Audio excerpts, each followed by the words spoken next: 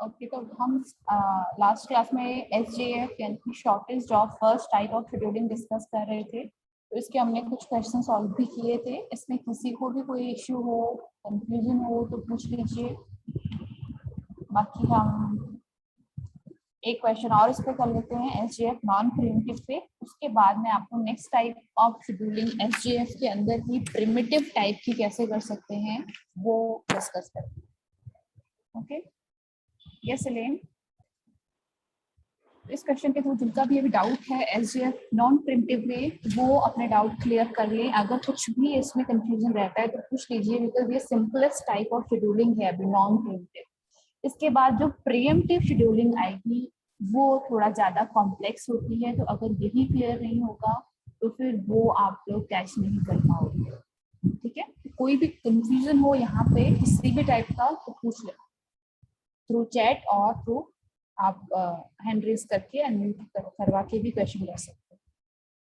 चलो, तो एक न्यू क्वेश्चन के साथ स्टार्ट करते हैं हम लोग। Shortage job first non primitive. ठीक है, शॉर्टेज जॉब फर्स्ट में हमारा जो क्राइटेरिया होता है जिसके थ्रू हम जॉब्स को चूज करते हैं वो क्राइटेरिया होता है बर्स्ट टाइम। ठीक है, जिस भी जॉब का बर्स्ट टाइम कम होता है उसको हम चूज करते हैं। अगर अपने पास मल्टीपल प्रोसेसेस चॉइस में है तो, अगर एक ही प्रोसेस हो चॉइस में तो तब तो हम सीधे डायरेक्टली उसको पिक कर लेते हैं। लेकिन अगर किसी पॉइंट पर अपने पास मल्टीपल प्रोसेसेस हो चॉइस में और हमको एक उठानी हो तो हम उसका बर्स्ट टाइम देखेंगे, जिसका कम होगा उसको पिक करें। ठीक है, तो अभी हम लोग हैं 0 टाइम पर। गैंट चार्ट जो होता है अपना स्टार्ट होता है ये 0। ठीक है, हमेशा 0 से स्टार्ट होगा, चाहे यहाँ पर 0 गिवन हो या फिर ना। अब इस टाइम पर हम लोग देखेंगे कि सीपीयू, ये समझ लीजिए कि सीपीयू है आपका। सीपीयू के अंदर कौन सी प्रोसेस चलेगी उसको हम यहाँ डालते जाएंगे। ठीक है, अब 0 टाइमिंग पे सीपीयू किस जॉब को पिक करे उसको देखने के लिए यहाँ हमको देखना पड़ेगा अराइवल टाइम में कि 0 पर क्या कोई प्रोसेस अपने पास अवेलेबल है। तो यहाँ हमने देखा अराइवल टाइम्स में तो 2 प्रोसेस है जो कि सेम टाइम पर अराइव हुई है, दैट इज 0। बाकी के 2 और 8 है अराइवल टाइम जो कि अभी आया नहीं है। 2 हमेशा 0 के बाद ही आता है, 8 उसके भी बाद आता है। तो हम अभी 0 पर हैं तो हम आगे के टाइम के प्रोसेसेस को नहीं देख सकते। हम कौन सी जॉब्स को देख सकते हैं जो जिस टाइम पर हम लोग देख रहे हैं उस टाइम तक जो प्रोसेसेस आ चुकी हैं उनको हम देख सकते हैं। उसमें से किसको पिक करना है। तो 0 पे अपने पास अभी 2 प्रोसेसेस हैं। That means we have 2 choices, P1 and P2। अब P1 और P2 में से किस जॉब को पिक किया जाए तो वो डिसाइड कौन करेगा, वो डिसाइड करेगा उनका बर्स्ट टाइम। जिस प्रोसेस का बर्स्ट टाइम कम है, तो बर्स्ट टाइम किसका कम है, P2 का कम है। इसलिए हम सबसे पहले P2 को एग्जीक्यूट करें। तो हमने यहाँ पर P2 को पिक किया।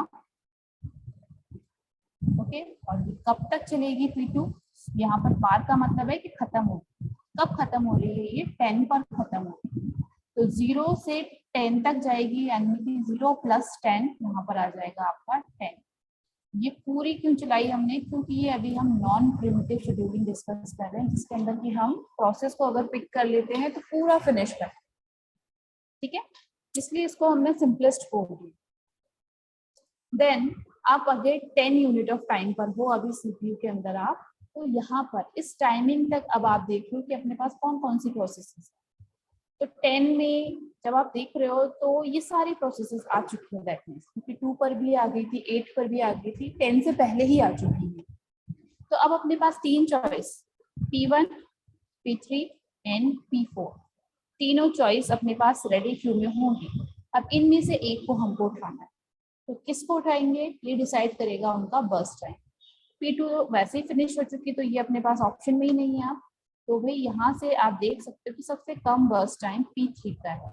P3 को आप लोग यहाँ से चूज करेंगे। P3 will be the next process। कब तक एग्जीक्यूट होगी? 3 यूनिट ऑफ टाइम तक। तो 10 के बाद 3 और चलेगी ये, दैट मीन्स 10 + 3 30।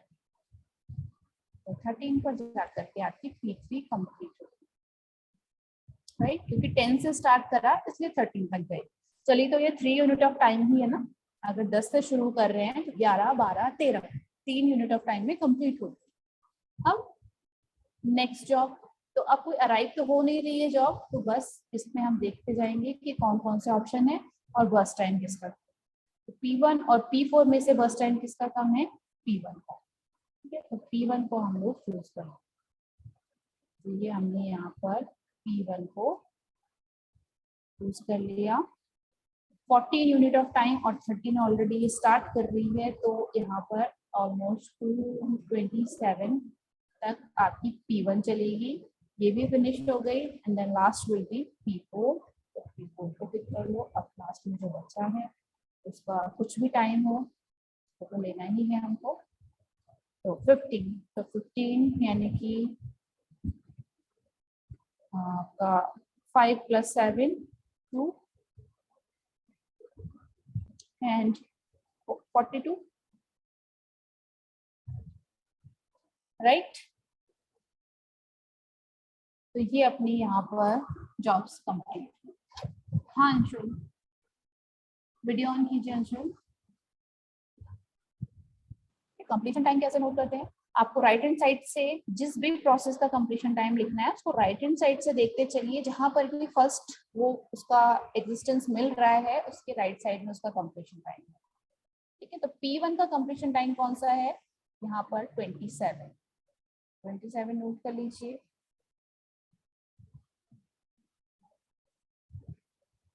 27 P1 का कंप्लीशन टाइम हो गया। P2 का कंप्लीशन टाइम है 10। P3 का कंप्लीशन टाइम है 30 और P4 का कंप्लीशन टाइम है 42। तो अब आप with the help of formula TAT and WT calculate कर सकते हो, फिर उनका एवरेज भी आप कैलकुलेट कर सकते हो। तो ये आपके लिए टास्क है, आप इसके एवरेज वगैरह सब कुछ कैलकुलेट करके रखें। एकता ने तो कैलकुलेट कर भी लिया। टर्न अराउंड टाइम का एवरेज आ रहा है 20.5, पवन का भी सेम आ रहा है, और वेटिंग टाइम का एवरेज है 10। तो दो स्टूडेंट पवन और एकता का तो मैच कर रहा है, बाकी लोग भी इसको एक बार कैलकुलेट करके मैच कर लीजिए। 20.5 एंड 10 एवरेज। ओके, चलो, तो आई होप ये नॉन प्रिमिटिव शेड्यूलिंग आप लोग को क्लियर है। और अब थोड़ा सा हम लोग प्रिमिटिव की तरफ चलेंगे। ठीक है, दो कैटेगरी मैंने बताई थी शेड्यूलिंग की, नॉन प्रिमिटिव जिसके अंदर की प्रोसेस स्टार्ट होके फिनिश होके ही सीपीयू को फ्री करती है, और दूसरी तरफ प्रिमिटिव होती है जहां पर की प्रोसेस को पहले छोड़ना पड़ता है, सीपीयू फिनिश होने से पहले ही छोड़ना पड़ता है। तो वो थोड़ी सी कॉम्प्लेक्स हो जाती है शेड्यूलिंग, उसमें ध्यान बहुत रखना पड़ता है कि कौन सी जॉब का कितना काम बाकी है, कितना हो गया है। ठीक है, तो अब आ जाओ नेक्स्ट पर। ये तो हमने शायद दिया था एग्जाम्पल।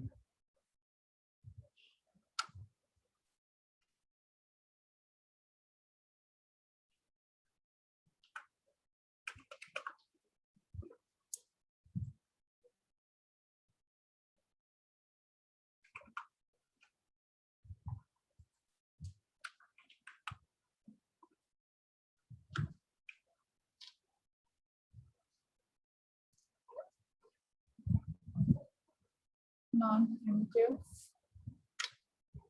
अब आ जाते हैं हम लोग एक क्वेश्चन को हम प्रिमिटिव टाइप ऑफ शेड्यूलिंग से डिस्कस करेंगे। बहुत ही बेसिक क्वेश्चन रखना चाहूंगी मैं इसका पहले प्रिमिटिव का, ताकि आप लोग को समझ आ जाए।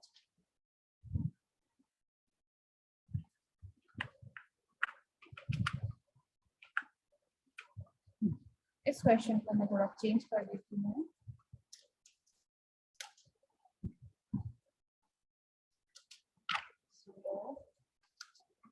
One,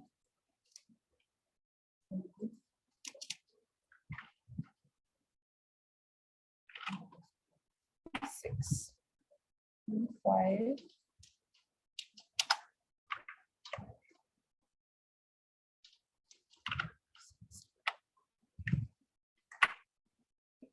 SGF primitive.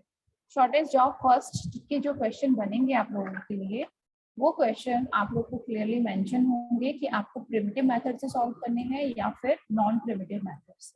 ठीक है, तो एक तो शेड्यूलिंग कौन सी एल्गोरिथम अप्लाई करनी है वो क्लियरली गिवन होगा, दूसरा उसको प्रिमिटिव से सॉल्व करना है या नॉन प्रिमिटिव से वो भी गिवन होगा। और कभी कभी नहीं देते हैं वो लोग, तो आपको दोनों मेथड से सॉल्व करके वहां पर दिखाना पड़ता है, क्योंकि वो बहुत ही अच्छे खासे मार्क्स में क्वेश्चन आते हैं, 10 मार्क्स इस तरीके से, तो आपको दोनों तरीके से वहां पर प्रॉपरली सॉल्व करके उसको आंसर करना पड़ेगा। ओके, तो ये SJF प्रीएम्प्टिव।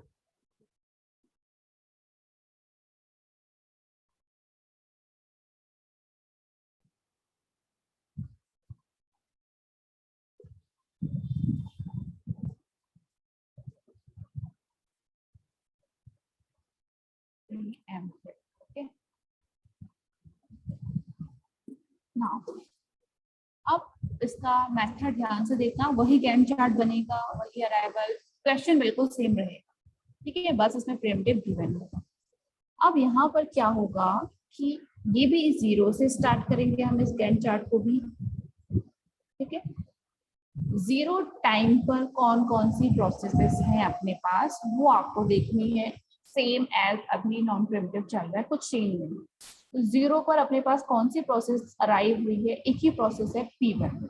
तो बिना किसी डाउट कि आप इसको पिक कर लो, सेम है बिल्कुल जैसे पिछला चल रहा था, प्रोसीजर वही चल रहा है, लेकिन अब डिफरेंस आएगा कि रोकना कब है इसको। ठीक है, इसको स्टॉप कब करना है, इसको स्टॉप इसके बर्स्ट टाइम के बेस पे नहीं करना है कि भाई 2 यूनिट ऑफ टाइम का समय इसको चाहिए कंप्लीशन के लिए तो पूरा एग्जीक्यूट करवा दो। No, this is preemptive type of scheduling. उसको कोई मतलब नहीं है कि उसका बर्स्ट टाइम कितना है, इसको मतलब क्या है कि नेक्स्ट जॉब कब आ रही है। ठीक है, अराइवल टाइम देखना पड़ेगा आपको, इसको एक बार स्टार्ट कर दिया किसी भी प्रोसेस को, तो अराइवल टाइम देखो कि नेक्स्ट अराइवल टाइम कब का है, किस प्रोसेस, कौन सी प्रोसेस कब अराइव हुई है उसके बाद। ठीक है, तो 0 पे हमने स्टार्ट किया था, तो हमने P1 को पिक कर लिया क्योंकि अपने पास सिर्फ एक ही ऑप्शन था P1, हमने ले लिया। लेकिन फिर नेक्स्ट जॉब आई 1 पर, तो इसको पहले हम स्टॉप करेंगे 1 पे। अभी ये कंप्लीट नहीं हुई है, वी नो कि इसको 2 यूनिट ऑफ टाइम चाहिए, तो हमने नेक्स्ट प्रोसेस के अराइव होने पे इसको पहले होल्ड कर दिया कि रुको अभी एक और प्रोसेस आई है, देखने दो कि क्या उसका बर्स्ट टाइम आपसे कम है या ज्यादा है। अगर कम होता है नेक्स्ट आने वाली प्रोसेस का burst time already running process से, तो क्या होगा, उस प्रोसेस को पिक कर लिया जाएगा जो कि दूसरी है, और इसको वापस होल्ड पे कर दिया जाएगा। ठीक है, तो पहला स्टेप, सबसे पहला स्टेप होल्ड, रुकिए, जब आपकी नेक्स्ट जॉब आती है पहले वहां पर जाकर रुक जाओ। तो अभी 0 से लेकर के 1 तक चला है CPU, दैट मींस इवन जो आपकी शुरू हुई थी वो 1 यूनिट ऑफ टाइम चल चुकी है, तो 2 में से आप 1 माइनस कर लो तो कितना बचता है 1। ये टाइम हमेशा कट माइनस करते रहना, वरना प्रोसेस क्या होगा, आपकी प्रोसेस कभी कमी नहीं होगी, 2 की 2 ही रहेगी। ठीक है, लेकिन वो 1 यूनिट ऑफ टाइम के लिए एग्जीक्यूट हो चुकी है, और अब कितनी बची है, 1 बची। ठीक है, समझ में आया, 1 यूनिट ऑफ टाइम यहाँ पर वो चल गई, तो 2 में से मैंने 1 माइनस कर दिया अभी फिलहाल। अब इसके बाद कौन सी जॉब को पिक करना है, जब हमने रुके हैं डिसाइड करना है कि कौन सी जॉब को लें, तो अब अपने पास 2 प्रोसेसेस है चॉइस, P1 एंड P2। 1 पे ये भी आ गई ना, और ये भी ऑलरेडी है क्योंकि फिनिश नहीं हुई है अभी तक। तो अब कौन सी वाली जॉब को आगे कंटिन्यू करें, ये डिसाइड करेगा उसका बर्स्ट टाइम। तो बर्स्ट टाइम के हिसाब से आप देख लो कि कौन सी वाली प्रोसेस शॉर्ट है। ऑब्वियसली P1 ही शॉर्ट है क्योंकि P2 का बर्स्ट टाइम 5 है, और इसका जो है वो 1 ही बचा है, तो उस हिसाब से P1 ही अभी शॉर्टेस्ट जॉब हुई, तो इसलिए हम P1 को चूज कर देंगे वापस। तो हमने P1 को वापस चूज किया एग्जीक्यूशन के लिए, और फिर इसको कब स्टॉप करेंगे, जब कोई न्यू जॉब अराइव होगी या फिर ये जॉब फिनिश होगी, जो भी सिम पहले होता है उस पे जाके रुक जाओ। अब देखो, अगर हम 3 पर रुकते तो ये 3 तक तो चलेगी नहीं, क्योंकि ये 2 पे 1 और चलेगी और स्टॉप हो जाएगी, यानी कि फिनिश हो जाएगी। तो हमने इसको कब रोक दिया, 2 पर। ठीक है, क्योंकि ये जॉब अपनी फिनिश हो चुकी है, ये -1 हो गया और ये बच गई अपनी 0, यानी कि this job is done, finish हो चुकी है। तो अब इस टाइमिंग तक अपने पास कौन कौन सी क्लास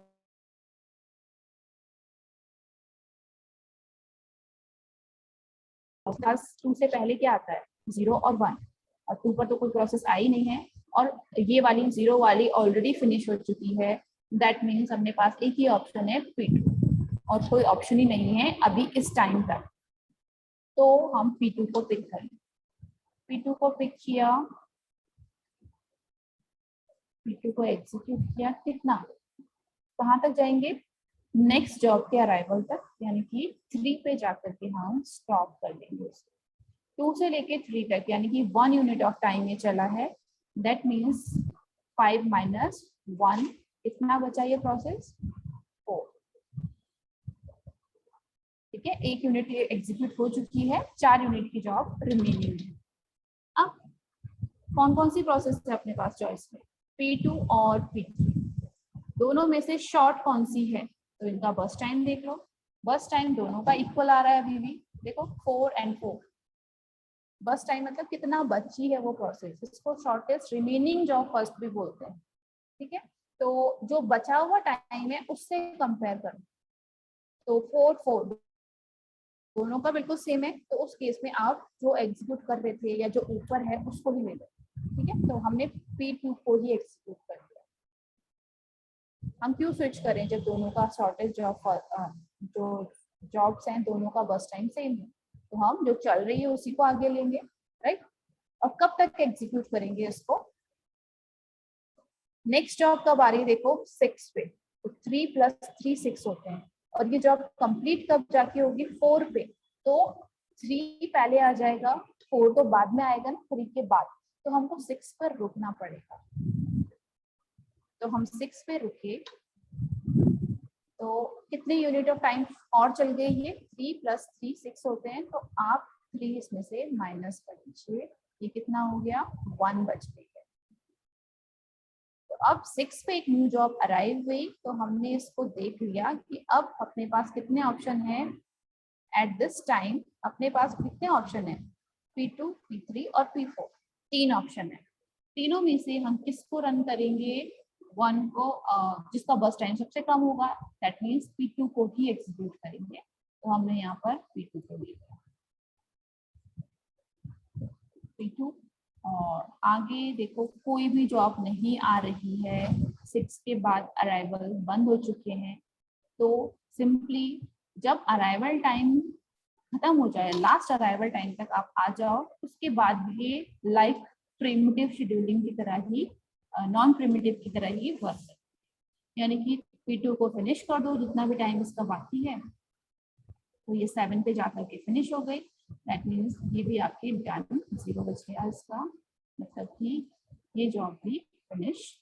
अब P3 और P4 में से पिक करने की बारी आई, तो P3 और P4 में से शॉर्ट कौन सी है, P3 को चूज कर लेंगे। अब P3 को हमने पिक कर लिया, तो ये चीज नोट करना कि अब हम रुकेंगे नहीं, अब हम इसको फिनिश करेंगे, क्योंकि अब कोई न्यू जॉब अराइव नहीं। यहाँ पर स्टॉपेज कौन लगाता है, अराइवल टाइम ही स्टॉपेज लगाता है। ठीक है, तो अब अपने पास कोई स्टॉपेज है ही नहीं, तो 7 के बाद 4 यूनिट ऑफ टाइम चलेगी P3, यानी कि 11 पे जाकर के ये फिनिश हो जाएगी। P3 भी चली गई, लास्ट बची है P4, तो P4 को P4 और P4 को 6 यूनिट ऑफ टाइम चाहिए, यानी कि 17 पर जाकर ये जॉब फिनिश हो जाएगी। तो इस तरह से अपनी सारी की सारी जॉब्स कंप्लीट हो। अब इनका कंप्लीशन टाइम नोट करना है, तो अगेन अब काम आएगा अपना डायरेक्शन, राइट साइड से देखो, क्योंकि यहाँ पर P1 P1 P2 P2 बहुत बार रिपीटेड होगा, तो कौन से वाला राइट साइड का टाइम नोट किया जाए वो आपको यहाँ से देखना है। यहाँ से P1 कब आ रहा है लास्ट टाइम, यहाँ पर कब कंप्लीट हुई है, 2 पर। ठीक है, अब P2 का देखना है तो P2 कब कंप्लीट हुई है, देखो यहाँ लास्ट में कहाँ मिली है हमको सबसे पहले, P2 यहाँ पर मिली और कंप्लीशन टाइम है इसका 7, देन P3 11 और P4 आपकी 7। So this is SJF primitive scheduling. अब जो भी डाउट्स हैं आप पूछ सकते हैं।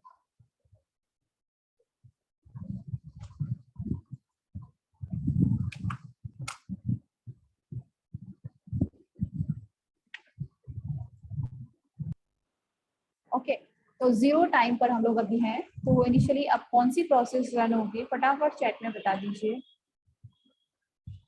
We are in zero timing in Gantt chart. कौन सी वाली जॉब को हम पिक करेंगे एग्जीक्यूशन के लिए अभी चारों प्रोसेसेस में से?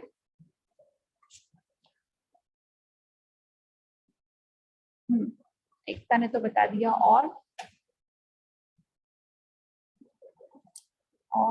पवन ने भी बता दिया, और स्टूडेंट्स का क्या व्यू है, कौन सी जॉब को पिक करेंगे हम इस टाइम पर?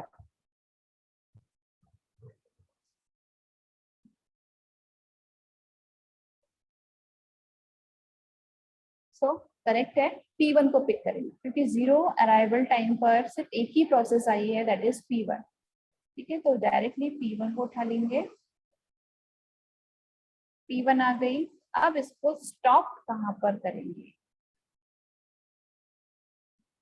स्टॉपिंग पॉइंट क्या होगा इसका? यस राइट पवन।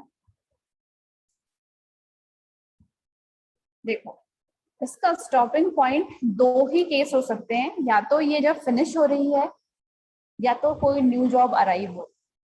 ठीक है, तो अब फिनिश तो ये देखो 6 पे जाके होगी, बहुत टाइम है अभी इसके फिनिश होने में, लेकिन जस्ट इसके 2 यूनिट ऑफ टाइम के बाद एक न्यू प्रोसेस अराइव होगी, एक न्यू प्रोसेस अराइव होगी। तो इसमें हम अभी अराइवल टाइम के बेस पर स्टॉप करेंगे एग्जीक्यूशन को 2 पर, और फिर देखेंगे कि न्यू प्रोसेस जो आई है उसका बर्स्ट टाइम क्या है। ठीक है, तो पहले 2 पर इसको होल्ड कर लो और इसमें से वो टाइम डिडक्ट कर लो जितना कि इसने एग्जीक्यूट कर लिया है। 6 में से 2 गए, कितने बचते हैं? 4, राइट। तो अब ये 4 यूनिट ऑफ टाइम की टास्क इसका और रह गया है। न्यू जॉब आई अपनी P2, 2 पर कौन सी जॉब आई? P2 आई। तो अब अपने पास दो चॉइस है, P1 को ही आगे कंटिन्यू करें या फिर P2 को ले ले, कॉन्टेक्स्ट स्विचिंग कर ले। तो भाई दोनों का अभी जो बर्स्ट टाइम है वो सेम है, 4 ठीक है, पहले वाली का भी 4 ही बचा है और जो न्यू जॉब आई है वो भी 4 ही है, तो दोनों का सेम है। इस केस में हम लोग अभी P1 को ही कंटिन्यू करेंगे क्योंकि ये पहले से चल रही है, ऊपर है अपनी लिस्ट में, सिर्फ इसलिए। यस वैभव से मैम ये अपने बर्स्ट टाइम में P1 में 4 पे लिखा भी? 4 इसलिए लिखा क्योंकि हमने उसको 2 यूनिट ऑफ टाइम के लिए एक्सक्लूड कर लिया और 2 के इसका काम 2 यूनिट ऑफ टाइम का हो चुका है, 6 का पूरा था, तो 6 में से मतलब सपोज आपको 6 घंटे का काम है कहीं पर और आपको 2 घंटे के लिए आपने वो काम कर लिया, तो कितने घंटे का काम बचा? 4 घंटे का। हाँ बिल्कुल, तो वही हमने किया। तो मैम इसमें अपन ने 2 कैसे हटाए, ये समझ नहीं आया मेरे को। 2 इसलिए हटाया है क्योंकि नेक्स्ट जॉब जो अराइव हो रही है ना उसका अराइवल टाइम देखो क्या है, 2। यस ठीक है, तो 2 पर जाकर के ये स्टॉप। एक सिंपल सा एग्जांपल समझो कि सपोज आप कॉलेज में आए हो, आपको कुछ प्रैक्टिकल करना है किसी सब्जेक्ट पे, आपने कहा मुझे 6 आवर्स के लिए सिस्टम चाहिए। ठीक है, आपने स्पेसिफिकली बता दिया 6 घंटे के लिए चाहिए, तो आपको अलाउ भी कर दिया हमने, लेकिन हमने ये बोला कि आप आ तो जाओ, लेकिन अगर बीच में कोई इंस्पेक्शन या कोई दूसरी क्लास का जिनका कि प्रैक्टिकल चल रहा होगा उस टाइम पर वो आ जाते हैं तो आपको उठना पड़ेगा बीच में ही। ठीक है, तो आपने क्या किया, बोला ओके, आप कॉलेज में आ गए, आपने अपना टास्क शुरू किया, काम शुरू किया, आपने 2 घंटे के प्रैक्टिकल अपने कर दिए, बीच में कोई सीनियर क्लास के स्टूडेंट आ गए, तो ऑलरेडी हमने सेट किए हुए थे रूल कि जब वो आएंगे सीनियर क्लास के स्टूडेंट तो आपको वहाँ से सिस्टम छोड़ना पड़ेगा और जब भी फ्री होगा आप वापस आ सकते हैं। ठीक है, तो आपने 2 घंटे का काम पूरा कर लिया, तो अब आपका काम रुक गया है अभी फिलहाल के लिए। कहाँ पर? जब कोई न्यू स्टूडेंट आया, और वो कब आया? आपके काम स्टार्ट करने के 2 घंटे के बाद। अराइवल, दूसरे का अराइवल कब हुआ तब रुका है आप, उससे पहले तो आप नहीं रुके थे ना। तो Yes, अराइवल हुआ है यहाँ इस टाइम पर। फिर आपने क्या किया? आपने अपना देख लिया कि भाई 2 घंटे का काम हो गया, 4 घंटे का रह गया है। तो अब जो न्यू स्टूडेंट आए हैं, अब हम चेक करेंगे कि क्या उनका काम आपसे शॉर्ट है या फिर लॉन्ग है। ठीक है, तो सपोज जो सीनियर क्लास के स्टूडेंट आए हैं उसको भी 4 घंटे का ही काम है सिस्टम पे, और आपका भी 4 घंटे का काम ही बचा, तो दोनों का सेम है बस टाइम। तो मेरे रूल के अकॉर्डिंग मैं बोलूंगी कि दोनों का जब इक्वल है कंप्लीशन का टाइम, तो भाई जो काम कर रहा था उसी को सिस्टम दूंगी मैं वापस, दूसरे को क्यों दूं जब सेम है दोनों का बस टाइम। तो आपको मैंने वापस यहाँ पर बिठा दिया, यानी कि P1 को हम दोबारा से एग्जीक्यूट करवा रहे हैं, क्योंकि जो दूसरी प्रोसेस आई थी उसके लिए हम रुके जरूर थे देखने के लिए, बट हमने उसको मना कर दिया क्योंकि उसका बस टाइम और आपका बस टाइम सेम था। उसको कब बिठाते हैं हम वहां पे? जब उसका बस टाइम आपके बस टाइम से कम होता। अगर वो बोलता है कि मुझे सिर्फ 2 घंटे का काम है या 3 घंटे का काम है या 1 घंटे का काम है, तब हम उसको चांस देते हैं कि चलो पहले आप अपना काम करो। okay. ठीक है, तो P1 को ही हम आगे कंटिन्यू करेंगे। अब अगेन कब तक कंटिन्यू करेंगे इसको P1 को? तो भाई P1 का अभी 4 यूनिट ऑफ टाइम का जॉब बचा हुआ था, लेकिन 2 से लेकर के 5 के बीच में गैप कितना है? 2 से इसने वापस काम करना शुरू किया था, अब 5 पर इसको रुकना पड़ेगा। अभी भी ये जॉब कंप्लीट नहीं हुई है, 5 पर जाकर के इसको क्या करना पड़ेगा? दोबारा से होल्ड करना पड़ेगा। तो अब पहले तो रुक गए हो तो पहले अपना टाइम सबसे पहले डिडक्ट करो। पहला स्टेप यही रखना कि जब भी अराइवल टाइम के हिसाब से आप रुके तो पहले अपना टाइम डिडक्ट कर लो कि भाई ये कितना चल गई जॉब, 2 से 5 तक फिर चली, यानी कि 3 यूनिट ऑफ टाइम फिर से चली है। तो 4 - 3 = 1 रह गई।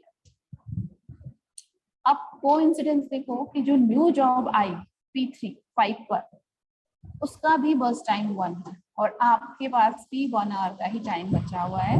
तो लकीली P1 को फिर से CPU मिल जाएगा, क्योंकि जो न्यू प्रोसेस आई थी उसका बस टाइम उसके इक्वल था। तो अभी भी वो नहीं हटेगी, अब फिर से वो रन करेगी। ठीक है, लेकिन अब कब तक वो रन करेगी? नेक्स्ट अराइवल टाइम तक तो वो जा ही नहीं सकती है, क्योंकि वो 6 पे जाकर ही फिनिश हो जाएगी। उसको 1 यूनिट ऑफ टाइम का ही जॉब और है ना, 5 से 6 तक जब वो चलेगी तो 1 यूनिट कंप्लीट हो जाएगी, दैट मीन्स वो डन हो जाएगी, अब खत्म हो जाएगी जॉब। तो वो 7 तक तो जा ही नहीं सकती, इसलिए आपको यहाँ पर उस जॉब के फिनिश होने पे रुकना पड़ेगा। ठीक है, तो आप 2 ही कंडीशन में स्टॉप करोगे प्रोसेस को, या तो वो नेक्स्ट अराइवल से पहले फिनिश हो रही है तो भी आपको स्टॉप होना है, और अगर वो नेक्स्ट अराइवल आ रहा है तो भी आपको स्टॉप। आगे कौन सी जाएगी कौन सी नहीं जाएगी वो तो हमको पता ही है कि बस टाइम के बेस पे तय होगा। क्लियर? तो अब हम कौन से वाले टाइम पर हैं अभी? 6 पे। टिल 6 अपने पास कौन कौन सी प्रोसेसेस हैं? P1 तो हो गई फिनिश, तो P1 तो अपनी रेस से बाहर हो गई। अब 6 तक, ये जो 7 है 6 के बाद आता है तो इसको तो हम कंसीडर ही नहीं करेंगे, हम यहाँ तक वाली जॉब देखेंगे, 6 से पहले वाली। तो सिर्फ 2 ही जॉब अपने पास हैं अभी, P2 एंड P3। P2 और P3 में से किसको चूज करेंगे? जिसका कि बर्स्ट टाइम कम होगा। अब हमें अराइवल टाइम से कोई फर्क नहीं पड़ता, क्योंकि हमारे लिए वो रेडी क्यू में आएगी दोनों प्रोसेसेस अब बर्स्ट टाइम के बेस पर इक्वल है। बर्स्ट टाइम जिसका कम होगा हम उसको उठाएंगे। तो बर्स्ट टाइम P3 का कम है तो P3 को आप टिक कर लीजिए। अब P3 को हमने ले लिया, स्टॉप कब करेंगे P3 को? इसको देखो सिर्फ 1 यूनिट का टाइम बाकी है और नेक्स्ट जॉब भी 7 पे आ रही है, तो दोनों अपने लकीली दोनों टाइम मैच कर रहे हैं। एक तो स्टॉप का टाइम अराइवल के हिसाब से भी हमें स्टॉप होना था और इसके हिसाब से भी स्टॉप, तो ये अपनी जॉब यहाँ पर कंप्लीट हो गई, दैट मींस P3 भी फिनिश। अब 7 पे जाकर के हमने रुके, हमने देखा कि अब अपने पास कौन कौन सी जॉब्स हैं। तो P2 और P4 ही बची हुई है, तो P2 और P4 में से बर्स्ट टाइम किसका कम है? तो भाई दोनों का सेम है। दोनों का सेम है, तो जो पहले आई थी P2 उसको ले लो। ठीक है, P2 को हमने ले लिया। और अब क्योंकि कोई न्यू जॉब अराइव नहीं हो रही है, देखो यहाँ पे 7 के बाद कुछ आया क्या, नहीं आया, तो अपनी जो शेड्यूलिंग होती है वो नॉन प्रिमिटिव जैसी हो जाती है, यानी कि अब जो जॉब पिक करनी है उसको कंप्लीट कर 4 यूनिट ऑफ टाइम पूरा एक बार में ही कंप्लीट हो जाएगा। तो 7 + 4 11, और उसके बाद लास्ट में P4 आ जाएगी। P4 आ गई, P4 को कितना चाहिए, 4 चाहिए, दैट मीन्स 15 पर जाकर के ये जॉब अपनी कंप्लीट हो गई। तो ये अपनी सारी जॉब्स हो गई कंप्लीट। आप इनका कंप्लीशन टाइम नोट कर लीजिए, और एक का तो एवरेज भी आ गया। गुड, ठीक है, तो ये हो गया। कंप्लीशन टाइम क्या होगा प्रोसेस का, P1 का कंप्लीशन टाइम देखो ये वाला आएगा, जो सबसे राइट साइड से पहला जो इंस्टेंस को मिलेगा P1 का, 6 will be the completion time for P1। P2 का कंप्लीशन टाइम क्या है, 11 होगा। P3 का कंप्लीशन टाइम क्या होगा, 7 होगा। और P4 का कंप्लीशन टाइम क्या होगा, 15 होगा। अब इसका आप एवरेज निकाल, पवन एंड एकता दोनों आपको मैच कर रहे हैं, दैट मीन्स करेक्ट है। ओके, तो आज के लिए इतना ही रखते हैं। इसको एक बार समझना वापस से, इस पे बेस्ड कुछ क्वेश्चंस आप लोग ट्राई करना। ठीक है, ये क्वेश्चन आप नोट कर लीजिए, स्क्रीनशॉट ले लीजिए भले, और इसको एक बार सॉल्व करके कल की क्लास में हम इसको डिस्कस करेंगे। मैच कर लेना, कल इसको सॉल्व करवाऊंगी तो। ओके, कोई क्वेरी हो तो पूछना।